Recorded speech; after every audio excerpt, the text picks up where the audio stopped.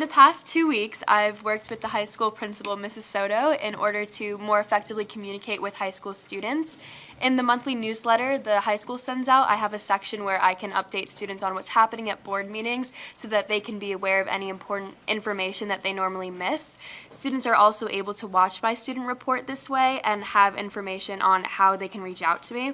So I've had several students already reach out to me for clarifications or to ask me to bring up something to the administration. So I'm happy that students know how they can reach out to me when necessary. I've made surveys for each of the classes, but I've only sent one out so far to the senior class. I've really appreciated the responses that I've gotten, and the responses bring up some really good suggestions on how students can feel better supported at the high school. So I look forward to meeting with school administration and working with students in the upcoming weeks.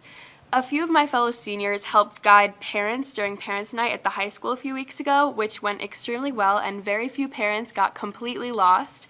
And the club fair that was set up during the night was a huge success, and all of the clubs looked great. And we also had a club fair during school hours later in that week so that newer students could get more involved in the building. And then yesterday, I had the pleasure of visiting Pine Tree Elementary School, where students were very excited to tell me that they are very close to filling up their tree, which is part of Pine Tree's Heart program, where students learn how to be helpful and empathetic students.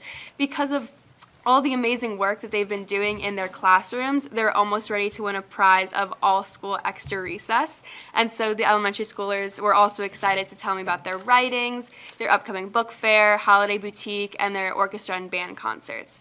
The day I went to Pine Tree, the second and third graders had also just been visited by a fire truck, and so they were very excited to tell me about the fire safety techniques that they had learned, and were very excited to tell me about all the learning in their classroom.